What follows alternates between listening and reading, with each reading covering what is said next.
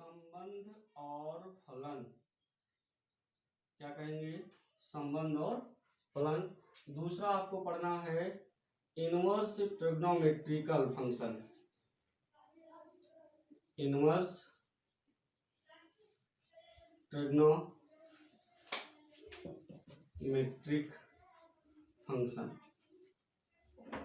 ठीक है, जिसको हम लोग कहते हैं प्रतिलोम त्रिकोणमितीय फलन।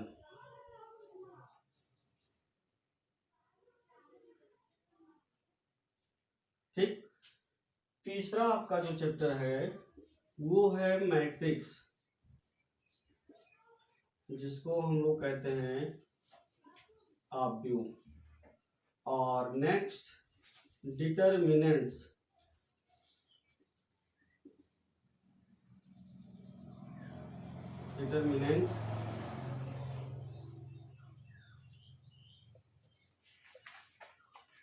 डिटर्मिनेंट जिसको हम लोग कहते हैं सारणिक। ठीक है। नेक्स्ट आपका जो चैप्टर आपके सिलेबस में होगा वो है कॉन्टिन्यूटी एंड डिफरेंशियबिलिटी,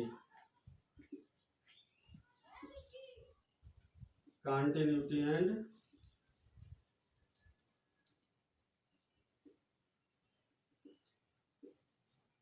डिफरेंशियबिलिटी, ठीक है, जिसको हम लोग कहते हैं सततता एंड अवकलनीयता।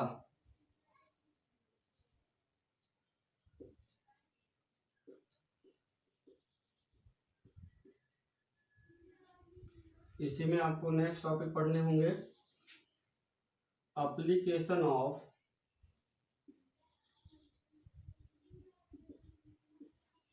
डेरिवेटिव,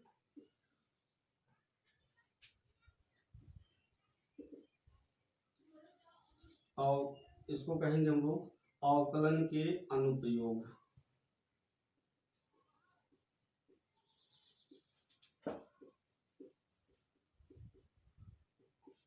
ठीक है। इसी में आपको नेक्स्ट टॉपिक पढ़ने हैं इंटीग्रेशन, जिसको हम लोग कहते हैं समाकलन। नेक्स्ट आपको पढ़ने हैं एप्लीकेशन ऑफ इंटीग्रेशन,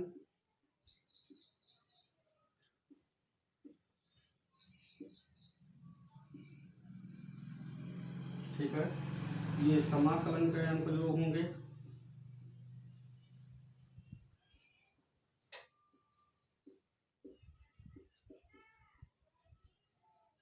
और इसके बाद की जो टॉपिक है वो आपको पढ़ना है डिफरेंशियल इक्वेशन,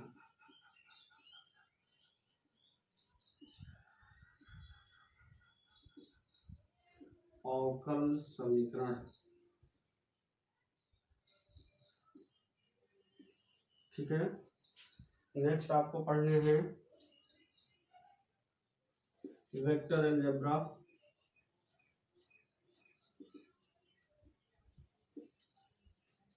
सदिश बीजगणित,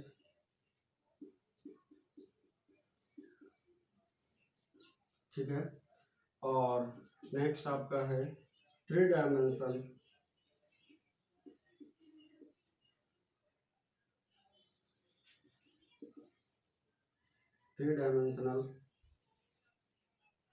ज्योमेट्री, ठीक है, ये है त्रिविमीय ज्यामिति।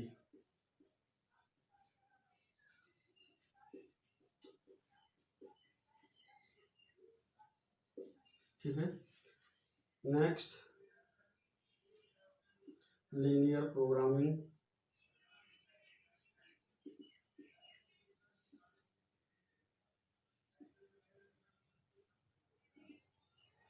इसका नाम है रैखिक प्रोग्रामन।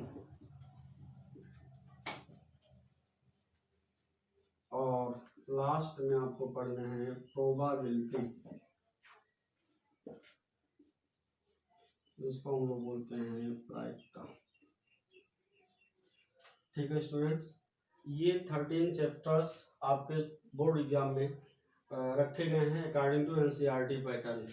क्लास 12, जिसमें आपका फर्स्ट है रिलेशन एंड फंक्शन यानी संबंध फलन, दूसरा है प्रतिलोम त्रिकोणमितीय फलन, तीसरा है आव्यूह, फिर सारणिक, फिर सत्ता एंड अवकलनीयता, फिर अवकलन के अनुप्रयोग, समाकलन, समाकलन के अनुप्रयोग, अवकल समीकरण, सदिश बीजगणित, त्रिविमीय ज्यामिति, रैखिक प्रोग्रामन और प्रायिकता।